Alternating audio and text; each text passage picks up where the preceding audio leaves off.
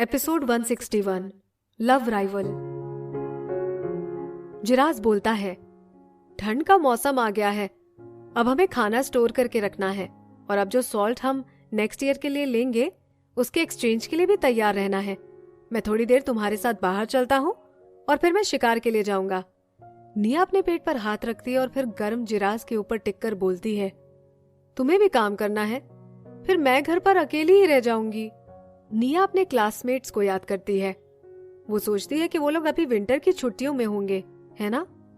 अभी पिछले साल तो इस समय पर उसे न्यू ईयर रेड पैकेट मिल रहे थे और फिर वो अपने दोस्तों के साथ शॉपिंग पर गई थी। पलक झपकते ही वो इतनी बड़ी हो गई कि उसके खुद के बहुत सारे बच्चे थे। ये सुनकर जिराज की पूंछ नीचे हो जाती है। उसे अभी की निया बहुत सुंदर लग रही थी। अगर किसी मेल ने उसकी रक्षा नहीं की तो जिन आदमियों का कोई साथी नहीं है वो इसे परेशान करेंगे। जिराज अचानक बोलता है, मैं तुम्हें खेलने के लिए कूबड़ घाटी लेकर जाऊंगा। निया पूछती है, ठीक है, लेकिन कूबड़ घाटी में हम लोग क्या करेंगे? फिर जब उसे याद आता है कि प्रेगनेंसी के बाद फीमेल को घूमना चाहिए तो वो मान जाती है, लेकिन वो सिर्फ 1 ही महीने के लिए प्रेग्नेंट थी। निया को समझ नहीं आ रहा था कि उसे 1 महीने के लिए भी कन्फाइंड करना चाहिए। जिराज उदास होकर बोलता है, मैं तुम्हें फ्रेश होने के लिए बाहर ले जा रहा हूं, फिर उस चीते को तुम्हारी रक्षा के लिए रख दूंगा। निया पूछती है, कौन? करणवीर? जिराज बोलता है, हाँ। थोड़ा सोचने के बाद निया बोलती है, मुझे नहीं लगता उसको बार बार परेशान करना चाहिए और नागाल के घर पर होते हुए मुझे कोई भी परेशान नहीं कर सकता। जिराज बोलता है, अगर ये सिर्फ 1 या 2 दिन की बात होती तो कोई भी देखने नहीं आएगा, लेकिन जैसे जैसे टाइम निकलेगा लोगों को शक होना शुरू हो जाएगा। जो बैचलर पशु मानव होते हैं वो निडर होते हैं, वो मौत के बीच भी यहाँ आकर जांच कर लेंगे। मैं तुम्हें अकेले घर पर छोड़कर नहीं जा सकता। निया उसकी बात मानकर बोलती है, ठीक है। निया जिराज के साथ कूबड़ घाटी के लिए निकलने से पहले एनिमल स्किन से बना एक कोट पहन लेती है। कूबड़ घाटी में भी सभी व्यस्त लग रहे थे। वहां के घर इतने पास पास में थे कि कोई भी इंसान एक जगह खड़े होकर सभी घर देख सकता है। सभी फीमेल्स अपने से छोटों के साथ अपने अपने घर के बाहर खेल रही थी और उनके आदमी भी उनका साथ दे रहे थे। तभी 3 छोटी कब्स म्याऊ म्याऊ करती हुई दौड़कर जिराज के पास आ जाती हैं। वो अपना सर ऊपर कर लेती है। जिराज पूछता है, क्या तुम तीनों मुझे जानती हो? निया जिराज के हाथों से मुंह निकाल कर देखती है। उनकी साइज बहुत छोटी थी, लेकिन उनके ऊपर जो लेपर्ड प्रिंट था वो बहुत ही डार्क था, जिसकी वजह से हर कोई पहचान लेता है कि ये बिल्ली नहीं है। निया मुस्कुराकर जिराज से पूछती है, और क्या तुम इनको जानते हो? जिराज बोलता है, नहीं, लेकिन मुझे लगता है कि तुमने अभी ही बच्चों को जन्म दिया है, इसीलिए तुम्हारी खुशबू सूंघते हुए यहाँ मिल्क मांगने आए हैं। ये सुनकर निया वहीं फ्रीज हो जाती है और वो अपने हाथों से अपने चेस्ट को ढक लेती है। ओह, उसके पास शायद वो नहीं है, है ना? वो डिसाइड करती है कि वो घर जाकर आज रात में चेक करेगी। जिराज को अब समझ में आता है कि वो ये क्या बोल गया। फिर उसकी नजर सीधे निया के चेस्ट पर जाती है। निया का चेहरा लाल हो जाता है। वो अपने हाथ से जिराज के सर पर मारती है। निया गुस्सा होकर बोलती है, ये तुम क्या देख रहे हो? जिराज उसे धीरे से कुछ बोले उसके पहले ही उन्हें पास से ही कहीं से एक औरत की आवाज आती है, मेरे बच्चे। निया अपना मुंह आवाज की दिशा में करती है। फिर वो खुशी से चिल्ला कर बोलती है, नीली? नीली बोलती है, ओह तुम लोग, तभी मैं सोच रही थी कि मेरे बच्चे भाग क्यों गए। नीली निया के पास जाती है। उसने क्रीम रंग की एनिमल स्किन पहन रखी थी। निया खुश होते हुए बोलती है, मैं तुम्हें कितने दिनों बाद देख रही हूँ। फिर वो जिराज की तरफ उसे उतरने के लिए इशारा करती है। नीचे उतरकर वो उन कप्स को पकड़कर बोलती है, ये लोग कितनी जल्दी बड़े हो गए। वो कब्ज गुर्राते हुए बिल्ली की तरह निया के हाथों पर अपने चेहरे को रगड़ते हैं। उनकी हल्की पीली आंखें पानी से भरी थी, जैसे उनमें आई ड्रॉप डाला हो। उन्हें देखकर निया का दिल पिघल जाता है। निया एक कप को उठाने जाती है। वैसे तो उनकी साइज छोटी थी, लेकिन उसका वजह लीड की तरफ था। फिर जब वो जोर लगाकर उसे उठाने की कोशिश करती है तो उसके पेट में दर्द शुरू हो जाता है। फिर उसे गिव अप करना ही पड़ता है। नीली उनके पास बैठकर उनकी पीठ थपथपाकर बोलती है, हाँ, ये लोग अब खुद से चूहे पकड़कर खा लेते हैं। उनमें से 2 कब्ज नीली के हाथों से लगातार अपना चेहरा रगड़ते रहते हैं, जबकि तीसरा अभी भी उनके साथ नहीं खड़ा था। वो अपनी माँ की तरफ जाने लगता है और फिर पलटकर निया की तरफ देखता है।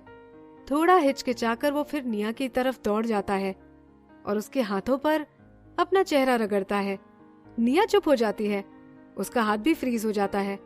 वैसे तो यहाँ के चूहे मॉडर्न वर्ल्ड से अच्छे होते हैं, लेकिन फिर भी उसे चूहा खाने की बात सुनकर गंदा लगा।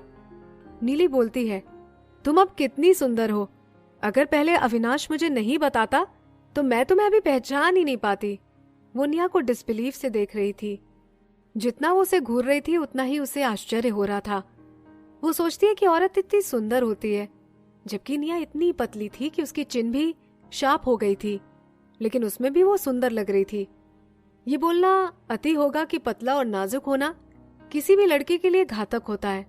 आदमियों को ऐसी लड़कियां पसंद नहीं होती हैं, क्योंकि उन्हें बच्चा पैदा करने में परेशानी होती थी और जल्दी मर भी जाती थी। लेकिन पतली और कोमल निया के लिए किसी की भी इच्छा हो जाए कि इसे अच्छा खाना लाकर दे दो तो ये भी जल्दी हेल्दी हो जाएगी। निया अपने फेस को छूती है और फिर शर्मा जाती है। उसे समझ नहीं आ रहा था कि क्या बोलूं। नीली बोलती है, जब तुम्हें वो नाग पशु मानव उठाकर ले गया था तब तुम हीट में थी, तो क्या अब तुम्हारे बच्चे हैं? और तुम वापस कैसे आई? नीली नागाल के उनके गांव में घुसपैठ को याद करके और भी दुखी हो जाती है। निया जिराज की तरफ देखती है और फिर खड़ी हो जाती है। वो जिराज को खींचकर साथ में ले जाती है। निया वुडन हाउस की तरफ चलते चलते बोलती है, जिराज ने मुझे किसी को बचाने के लिए बोला था। उस पशु मानव का नाम नागाल है और वो अब पशुनगर में रहता है। मैंने कल रात को ही उसके अंडे को जन्म दिया है और वो अभी उन्हें ही तोड़ रहा है। नीली की आंखों में चिंता और डर दोनों दिखाई दे रहा था। वो फिर चिंतित होकर पूछती है, तो हम इसके बारे में क्या कर सकते हैं? तुम दोनों के लिए यही अच्छा है कि तुम लोग जल्दी से कहीं भाग जाओ। जब वो अंडे तोड़ रहा है तुम जितनी दूर भाग सकते हो भाग जाओ। निया नीली के हाथ खींचकर बोलती है, तुम चिंता मत करो, नागाल अब मेरे साथ अच्छा व्यवहार करता है। नीली उसे डाउट की नजर से देखती है और फिर चिंतित होकर बोलती है, तुम मुझसे झूठ मत बोलो, वो एक जंगली पशु मानव है। निया बोलती है, मैं सच बोल रही हूँ। निया नीली के मुंह से नागाल के बारे में सुनकर गुस्सा नहीं होती है, क्योंकि उससे मिलने से पहले उसे भी लगता था कि जंगली पशु मानव बहुत बुरे होते हैं। जंगली पशु मानव वास्तव में वैसे ही हैं जैसा लोगों ने उसे बना दिया है, लेकिन वो जानते हैं कि प्यार कैसे किया जाता है, बस वो खुद को सही तरीके से एक्सप्रेस नहीं कर पाते हैं। नीली शांत होकर बोलती है, उसे छोड़ो, तुम कहीं भी चली जाओ, लेकिन वो तुम्हें ढूंढ ही लेगा। क्या तुम सच में उसके साथ अपना रिश्ता नहीं तोड़ सकती हो? निया बोलती है, मैंने कोशिश तो की थी, लेकिन मुझसे हुआ नहीं। जब वो याद करती है कि वो पहले कैसी हर्टलेस थी, तो उसके एंकल में कुछ फील होता है। निया को बहुत बुरा लग रहा था कि अगर मेरी वजह से नागाल का रिश्तों पर से भरोसा उठ जाएगा तो फिर वो उसे वापस लाने के लिए कुछ भी नहीं कर पाएगी। नीली स्मार्ट और सेंसिटिव इंसान है। जब वो देखती है कि निया का चेहरा ठीक नहीं लग रहा तो वो सब्जेक्ट बदल देती है। उनकी तरफ एक औरत आ रही थी। नीली बोलती है, ये वही औरत है ना जिसे जंगली पशु मानव उठाकर ले गया था? उसने फॉक्स स्किन का कोट पहना था और उसके हाथ में एक बास्केट भी थी, जिसमें से एक छोटे पशु मानव की आवाज भी आ रही थी। कुछ पशु मानव उसके पीछे भी आ रहे थे। वो निया को घूर रही थी। निया थोड़ी देर उसे देखती है और उसे लगता है कि वो उसकी बहन रोमा की तरह लग रही है। फिर पता चला कि वो तो रश्मि है। ओह, जिराज को देख रही थी।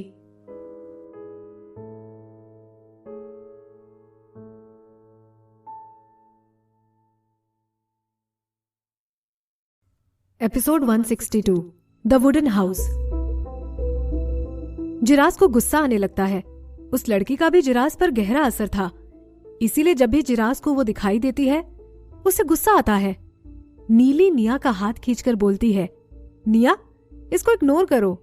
निया भी हाँ में सर हिला देती है। जब कुत्ता तुम पर भौंकता है तो तुम तो उस पर पलट कर नहीं भौंकते, है ना? वैसे ये बात तो शर्मनाक होगी, इसीलिए जब तक निया के साथ बुरा ना हो तब तक वो रश्मि से बहस करके अपनी एनर्जी वेस्ट नहीं करेगी।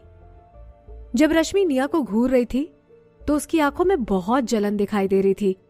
जब उसके बच्चे उसे आवाज लगाते हैं तभी उसका ध्यान निया पर से हटता है। वो जिराज की तरफ देखती है। पहले जहां आदर दिखाई देता था, अब वहां नफरत दिखाई दे रही थी। रश्मि इसे बर्दाश्त नहीं कर पा रही थी, और स्पेशली अब जब उसे जिराज के फेस पर 3 एनिमल स्ट्राइप दिखाई दे रही थी, तब वो समझ गई थी कि वो कितना ताकतवर हो गया था। रश्मि ने फिर कहा, कुछ पशु मानवों को तो पता भी नहीं कि उनके लिए क्या सही है। अगर तुम मेरे मेल बनते तो अभी तक तुम्हारे बहुत सारे कब्ज हो जाते। जिराज उसे जवाब देता है, मैं निया को इसलिए पसंद नहीं करता हूं क्योंकि वो मेरे बच्चों को जन्म दे सकती है।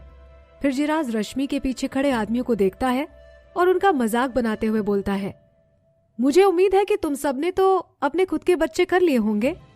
वो तो पॉसिबल ही नहीं था, क्योंकि रश्मि के पीछे ऑलरेडी 8 आदमी पागल थे और उनमें से कोई भी भयंकर नहीं था, तो वो उसकी लंबी आयु के लिए ग्रीन क्रिस्टल नहीं ला पाए थे।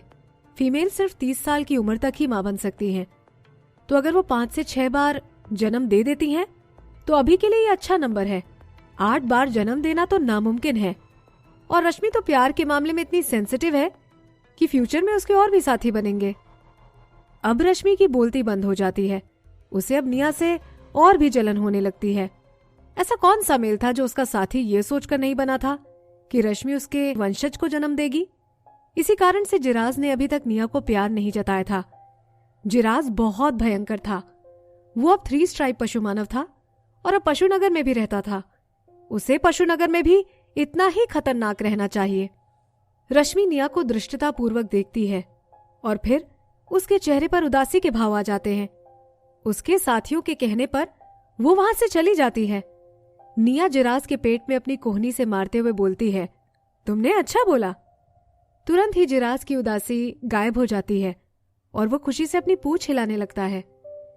इसे कई सारे कब्ज को जन्म देने का कितना घमंड है।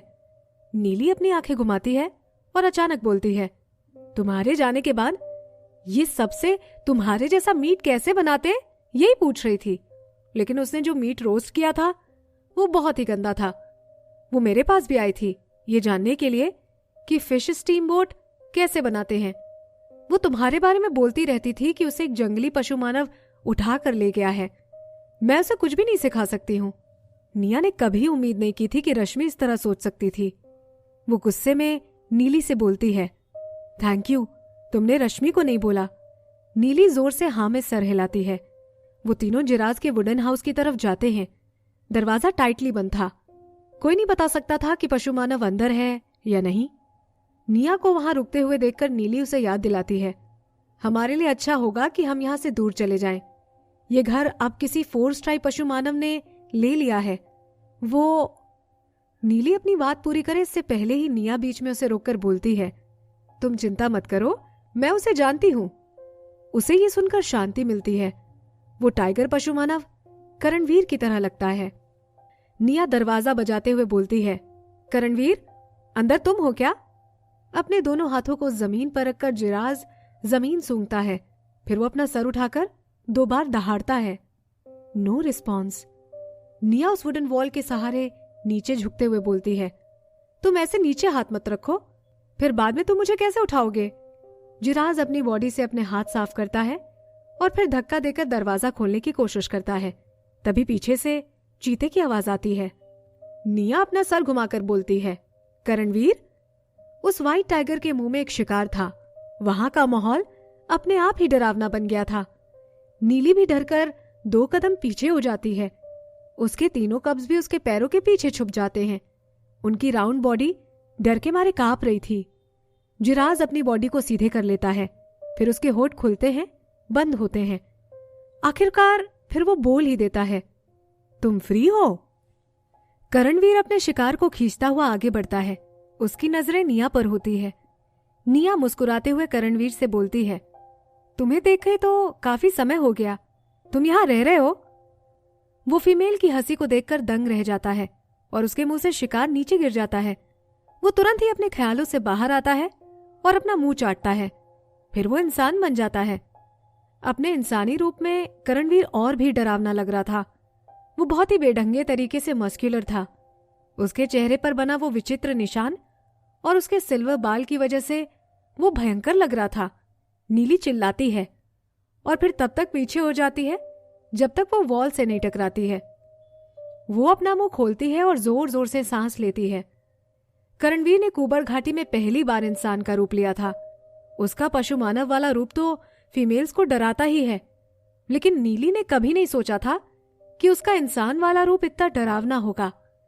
अगर उसके पीछे टिकने के लिए कुछ नहीं होता तो वो अभी तक जमीन पर गिर गई होती।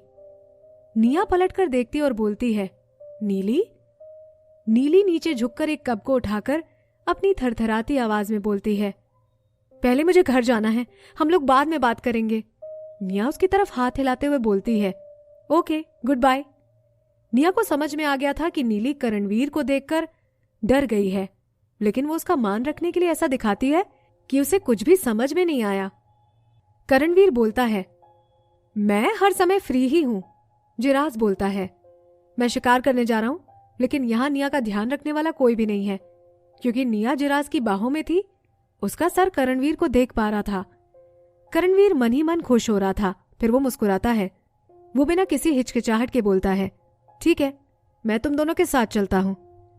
करणवीर फिर टाइगर बन जाता है और फिर अपने शिकार को मुंह से उठाकर उनके साथ पशु नगर की तरफ जाने लगता है। निया पलटकर वुडन हाउस की तरफ देखती है और फिर करणवीर से पूछती है, तुम्हें अपना सामान पैक नहीं करना है? करणवीर के मुंह में शिकार था।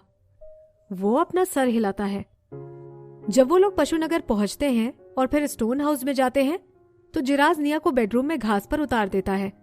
फिर जब निया अपने अंडों को याद करते हुए ग्राइंडिंग स्टोन की तरफ देखती है तो उसे उसमें थोड़ी सी दरार दिखाई देती है और उसके अंदर सूखी घास का गुच्छा भी दिख रहा था।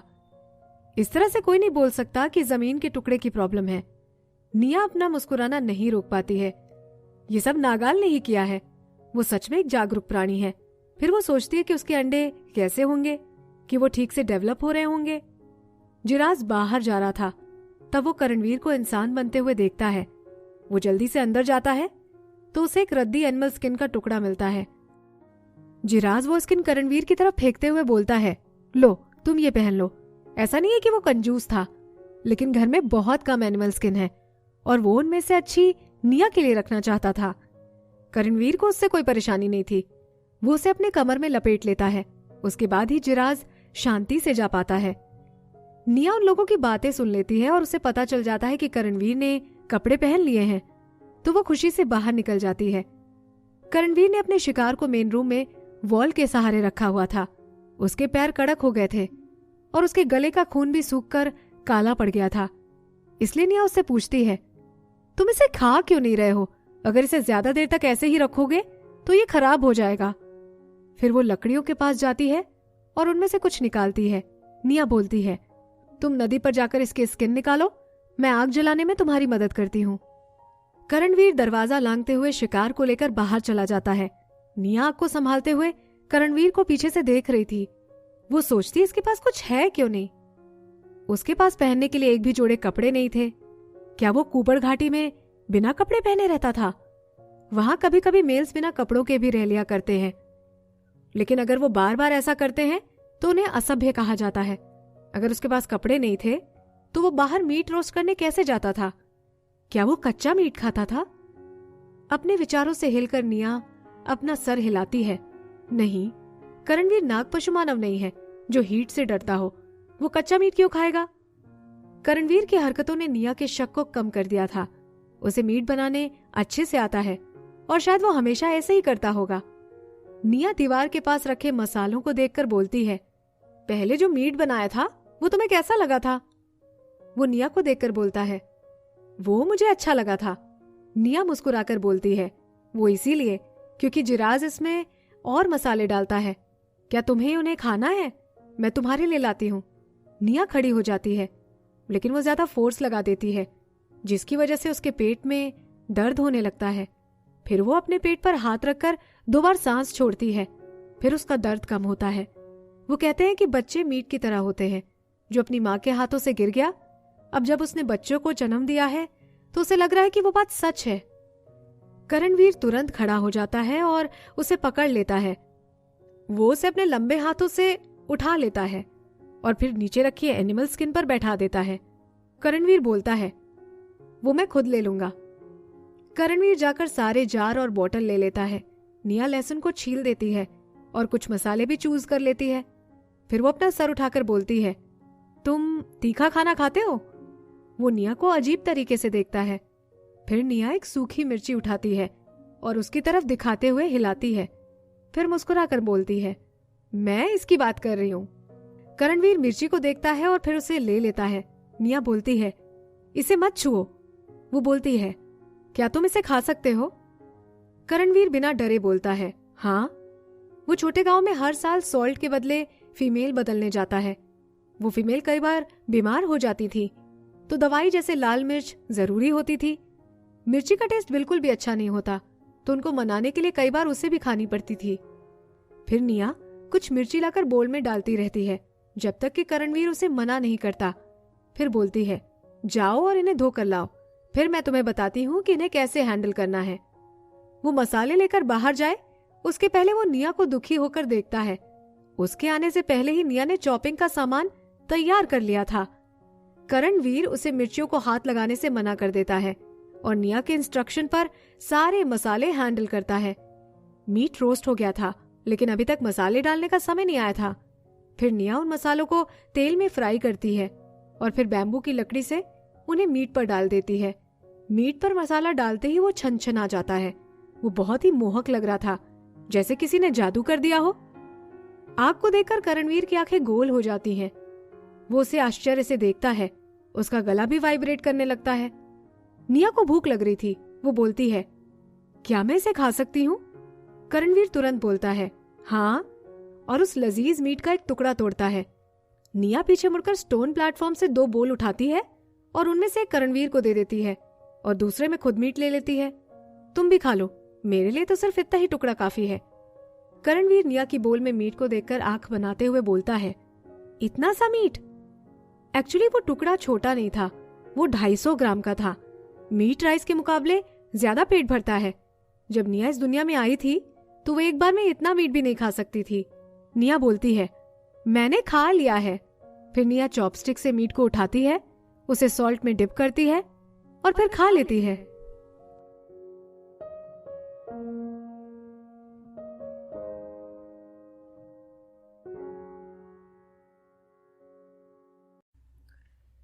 Episode 163 cooking. जिराज जो मीट बनाता है उससे इसका टेस्ट अलग ही था।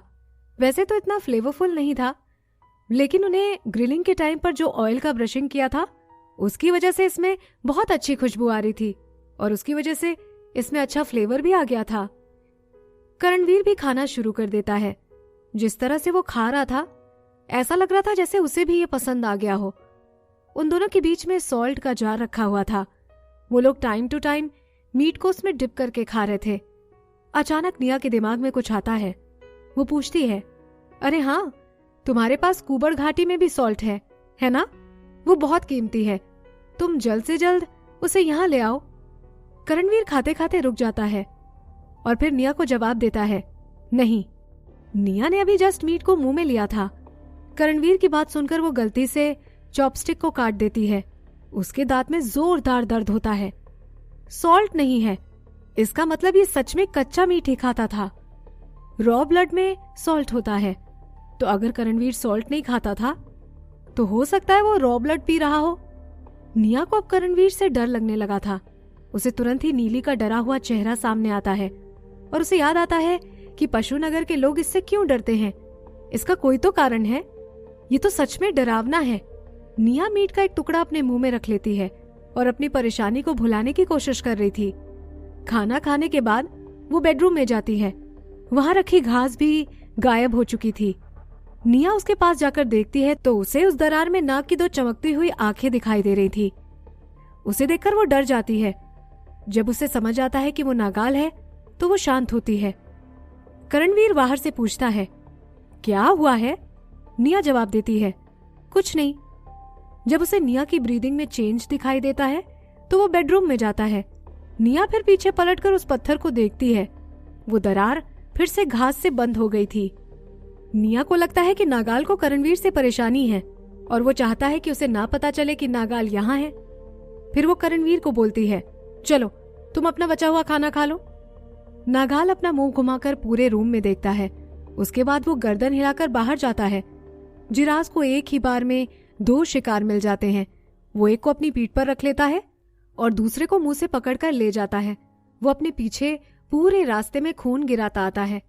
पशुनगर में खून का धुआं छाया हुआ है। कई पशु मानव नदी किनारे या 2-3 के ग्रुप में या तो अकेले पड़े हैं। नदी भी खून से रंगी हुई है। जिराज भी अपने घर के सामने नदी पर झुका हुआ है। वो उस शिकार को पकाने की तैयारी करता है। करणवीर बाहर निकलता है तो उसे देखने के लिए भी निया भी उठकर खिड़की पर आती है। वहां से उसे दिखाई देता है कि जिराज भी आ गया है। दरवाजे को पकड़कर वो चिल्लाती है, जिराज। वो तेंदुआ अपना खून लगा हुआ सर ऊपर उठाता है और फिर खुशी से दहाड़ता है। जिराज इंसान बन जाता है और बोलता है, आज मैंने खरगोश पकड़ा है, मैं तुम्हारे लिए नए कपड़े सिलूंगा।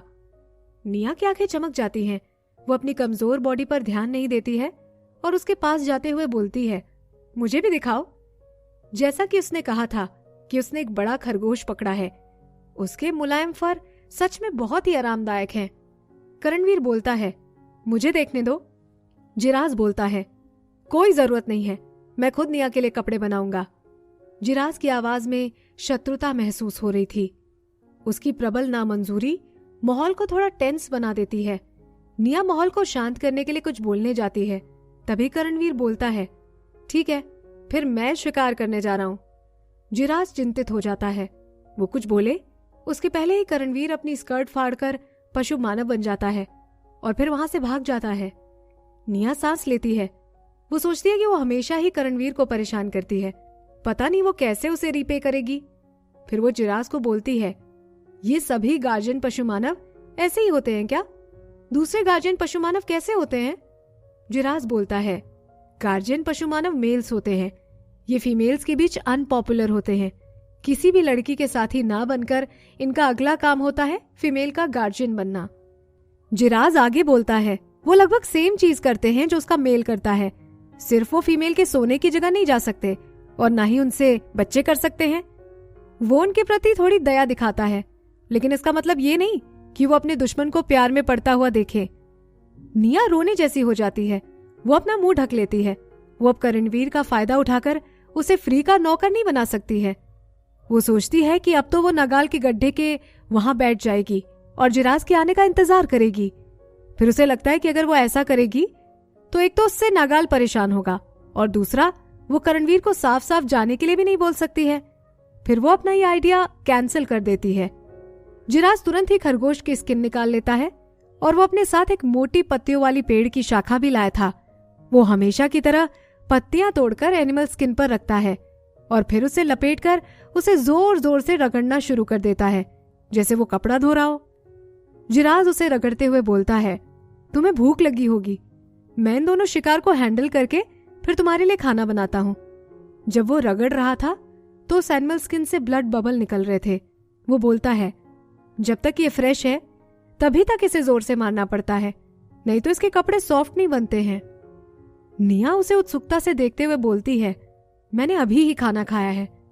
वो देखती है कि समय समय पर जिराज उस एनिमल स्किन में पत्ते भी डाल रहा था। फिर वो जाकर एक पत्ता तोड़ती है और उसे सूंघती है। उसकी खुशबू बड़ी गंदी आती है। निया भी नाक सिकोड़कर बोलती है, ये क्या है? इसकी खुशबू भी गंदी आ रही है। जिराज बोलता है, इसे टच मत करो, ये तुम्हें हर्ट करेगी। फिर वो अपना एक हाथ फ्री करता है और निया के हाथ से पत्ते ले लेता है। निया को अपने हाथों में ऐसा फील होता है जैसे वो जल रहे हैं। निया चीखने लगती है। वो सोचती है, क्या ये सल्फ्यूरिक एसिड है? निया तुरंत अपने हाथ पानी से धो लेती है। उसके कारण उसकी जलन कुछ कम होती है। वो उन पत्तियों को डरते हुए देखती है और फिर जिराज की तरफ देखती है। निया पूछती है, इससे तुम्हें कुछ क्यों नहीं हो रहा है? उसे चोट लगी देखकर जिराज दुखी हो जाता है। फिर वो अपने हाथ धोकर निया का हाथ देखने जाता है। जिराज बोलता है, मैं एक आदमी हूं और मेरी स्किन मोटी है, इसीलिए मैं बिल्कुल ठीक हूं। निया की फेयर उंगली पर जला हुआ लाल घाव देखकर जिराज बहुत दुखी होता है और वो निया का हाथ पकड़कर उस पर बार बार फूंक मार रहा था। वो पूछता है, ये लाल हो गया है, क्या तुम्हें दर्द हो रहा है? हाँ, बिल्कुल हो रहा है। उसे इतना दर्द हो रहा था, निया को लगता है कि उसकी स्किन निकल रही है। निया ये देखकर चौंक जाती है कि यहाँ मेल और फीमेल में इतना अंतर है। जिराज के हाथ पूरे सैप में थे लेकिन वो पूरे ठीक थे। निया अपना हाथ छुड़ाते हुए बोलती है, तुम मेरी चिंता मत करो और अपना काम पूरा करो। फिर वो अपनी उंगली वापस पानी में डाल देती है। जिराज थोड़ी देर निया की डूबी हुई उंगली को देखता है और फिर एनिमल स्किन को रगड़ने लगता है। फिर वो बोलता है, मुझसे दूर रहो, कहीं ये तुम्हारी आंखों में ना चला जाए। फिर निया को याद आता है कि सिर्फ उस व्हाइट सैप को टच करने से ही उसे कितना दर्द हुआ था, तो वो डरकर वहां से दूर हो जाती है। सड़े हुए पेड़ का सैप कोरोसिव होता है, इसीलिए कोई भी जानवर उसे नहीं खा सकता। पशु मानव एनिमल स्किन को टैन करने के लिए उसे यूज करते हैं। जिराज आधे घंटे तक उसे रगड़ता है, तब जाकर उसका फैट खत्म होता है। अब वो चमड़ा साफ और पतला हो गया था। उसके पीछे जो फर थे वो भी बाहर नहीं निकल रहे थे। वो व्हाइट फर धोकर फिर एनिमल स्किन को पेड़ पर सुखाने के लिए रख देता है। जिराज राहत की सांस लेते हुए बोलता है, डन, अब जब ये सूख जाएगी तो ये कपड़े बनाने में मदद करेगी। स्किन की टैनिंग अच्छे से हुई है तो इससे जो कपड़े बनेंगे वो भी मुलायम होंगे। निया भी हाँ में सर हिलाती है। एक ठंडी हवा का झोंका आता है और निया को इतनी ठंड लगती है कि वो अपनी गर्दन को सिकोड़ लेती है। तुम खाने को कैसे हैंडल करोगे? क्या तुम इसे खाओगे? जिराज बोलता है, इसे सुखा लो और फिर सॉल्ट के एक्सचेंज के लिए बचा कर रख लो। फिर वो झुककर दूसरे शिकार को हैंडल करने लगता है।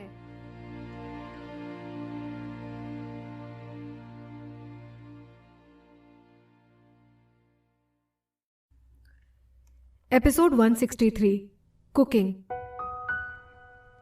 जिराज जो मीट बनाता है उससे इसका टेस्ट अलग ही था। वैसे तो इतना फ्लेवरफुल नहीं था, लेकिन उन्हें ग्रिलिंग के टाइम पर जो ऑयल का ब्रशिंग किया था उसकी वजह से इसमें बहुत अच्छी खुशबू आ रही थी और उसकी वजह से इसमें अच्छा फ्लेवर भी आ गया था। करणवीर भी खाना शुरू कर देता है। जिस तरह से वो खा रहा था ऐसा लग रहा था जैसे उसे भी ये पसंद आ गया हो। उन दोनों के बीच में सॉल्ट का जार रखा हुआ था। वो लोग टाइम टू टाइम मीट को उसमें डिप करके खा रहे थे। अचानक निया के दिमाग में कुछ आता है। वो पूछती है, अरे हाँ, तुम्हारे पास कुबड़ घाटी में भी सॉल्ट है ना? वो बहुत कीमती है, तुम जल्द से जल्द उसे यहाँ ले आओ। करणवीर खाते खाते रुक जाता है और फिर निया को जवाब देता है, नहीं। निया ने अभी जस्ट मीट को मुंह में लिया था। करणवीर की बात सुनकर वो गलती से चॉपस्टिक को काट देती है। उसके दांत में जोरदार दर्द होता है। सॉल्ट नहीं है, इसका मतलब ये सच में कच्चा मीट ही खाता था। रॉ ब्लड में सॉल्ट होता है, तो अगर करणवीर सॉल्ट नहीं खाता था तो हो सकता है वो रॉ ब्लड पी रहा हो। निया को अब करणवीर से डर लगने लगा था। उसे तुरंत ही नीली का डरा हुआ चेहरा सामने आता है और उसे याद आता है कि पशुनगर के लोग इससे क्यों डरते हैं। इसका कोई तो कारण है। ये तो सच में डरावना है। निया मीट का एक टुकड़ा अपने मुंह में रख लेती है और अपनी परेशानी को भुलाने की कोशिश कर रही थी। खाना खाने के बाद वो बेडरूम में जाती है।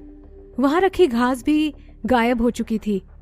निया उसके पास जाकर देखती है तो उसे उस दरार में नाक की दो चमकती हुई आंखें दिखाई दे रही थी। उसे देखकर वो डर जाती है। जब उसे समझ आता है कि वो नागाल है तो वो शांत होती है। करणवीर बाहर से पूछता है, क्या हुआ है? निया जवाब देती है, कुछ नहीं। जब उसे निया की ब्रीदिंग में चेंज दिखाई देता है तो वो बेडरूम में जाता है। निया फिर पीछे पलटकर उस पत्थर को देखती है। वो दरार फिर से घास से बंद हो गई थी।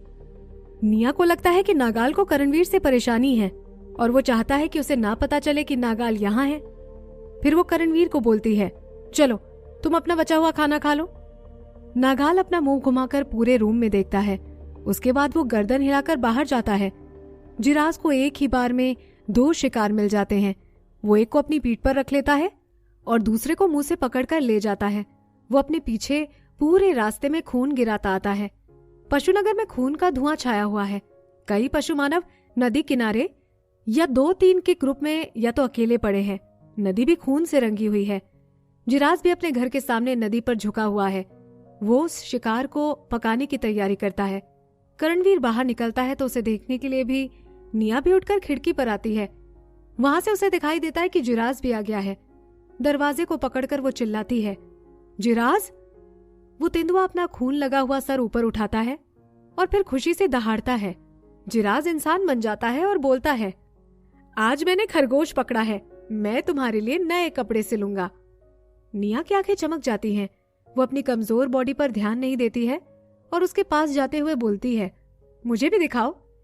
जैसा कि उसने कहा था कि उसने एक बड़ा खरगोश पकड़ा है। उसके मुलायम फर सच में बहुत ही आरामदायक हैं। करणवीर बोलता है, मुझे देखने दो। जिराज बोलता है, कोई जरूरत नहीं है, मैं खुद निया के लिए कपड़े बनाऊंगा।